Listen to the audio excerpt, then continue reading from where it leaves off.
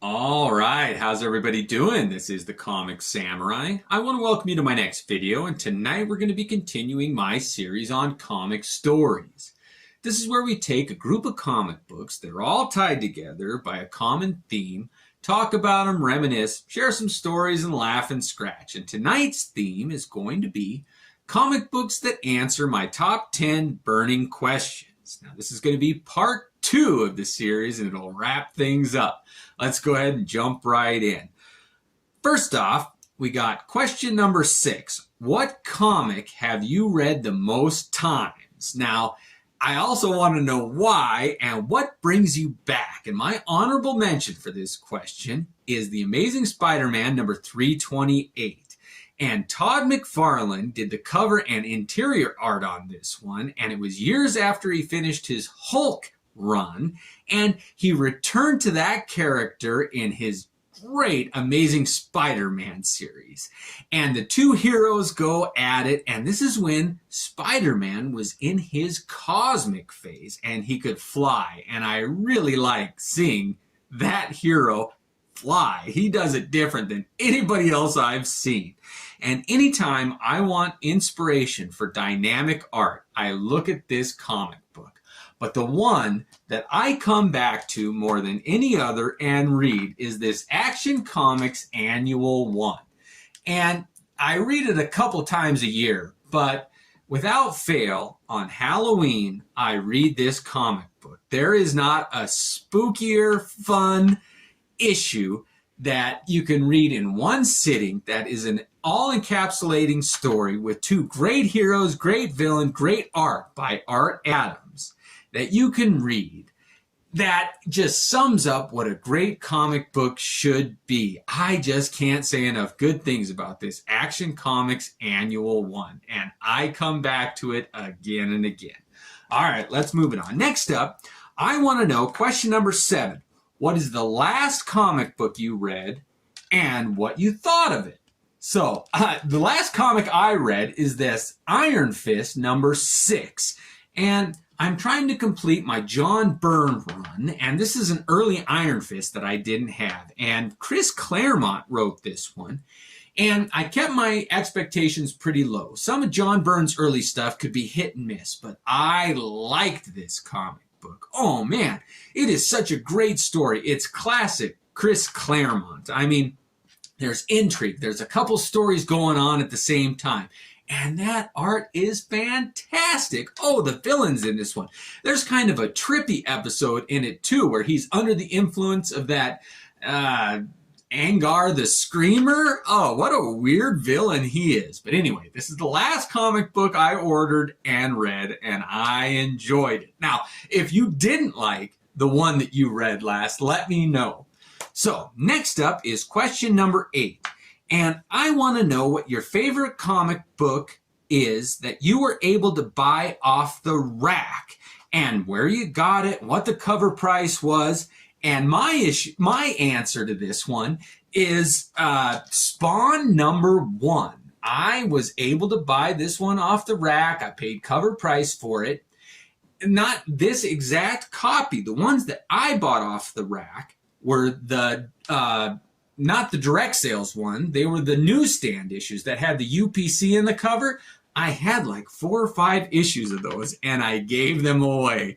Over time, whenever I met anybody who loved comic books or kids who I thought might have an interest, I'd give them a copy of Spawn number 1. I thought, oh, someday maybe they'll say, I've got that one. Somebody gave it to me. So I gave away all my UPC ones thinking they were lesser quality or they wouldn't be worth as much. If I knew now, the UPC ones are slightly more sought after. They were a little more rare. I'd have held them. But this is my only remaining copy, and this is one that I did through mail order. There was a company, America's Best Comics or something like that, and I got a couple of direct sales from them. So I did buy this one at the time that it came out. All right, next up. Question number 9. What comic do you own the most copies of? And this is an honorable mention, but I own a lot of copies of this X-Force number 1. And I wanted to get all of the issues it came bagged with different cards, and I wanted all of the cards. So I bought 5 copies of it, and then 4 additionals, just random ones. And I happened to get 2 with the Deadpool card. Apparently that one's a little more sought after, but this is just an honorable mention, and it is a pretty good comic. I like that Liefeld art. But over time, I gave a lot of those away, and I only have the one issue with each card. But now, I really like collecting this Spider-Man #1, and it's the comic book that I own the most issues of, and I'm going to run through them real quick. But this is the direct sales silver cover, and there's nothing too spectacular about that one. But this is one that I bought that was signed by Todd McFarlane and sold through his comic shop in Washington State that he used to have, called, I think it was called Spider's Web. And when he signed them, he put a stamp, a red web stamp on the back. And this is one of those copies. I think there was 20,000 of them printed, and they were done through his comic shop. So that's another version of it with his signature on it. Next up is a bagged silver edition that doesn't have a price in the UPC box. I always kind of thought that was interesting. So this is another version that I have. I'd really like to have all of them, but here's a bagged newsstand edition. And sometimes they say purple webs and silver webs. I don't know about that. I just go by UPC or direct sales. So there's my UPC version of it. Here's my direct sales version of the bagged green cover. And you can see that it does have the direct sales in the cover. Instead of a UPC, it has this little picture there of Spider-Man's face. And next up, if you're going to do it, you got to have the gold edition. And on the inside, it does say second printing. So this is my version of the gold cover. I would like to have, they had another one that was real rare I'd like to get a copy of, but that's about all the Spider-Man #1 issues. They've done homages to it a ton. All right, next up we got question number 10. And this is the comic book that has the best story of how you got it. And my honorable mention is this Northman Comics #1. It's the series that I did, and this is the prototype issue. When I printed it, I wrote prototype on the cover there.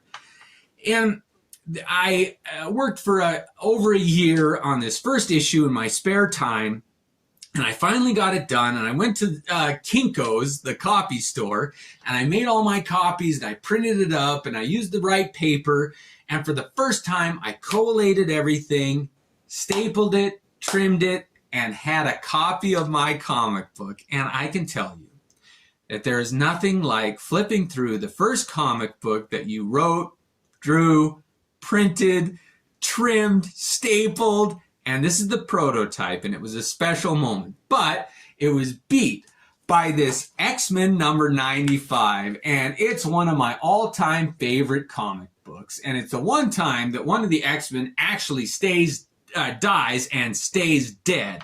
And that's important to me. I've talked about how death should mean something in comic books. And when Thunderbird died in this one, they kept him dead.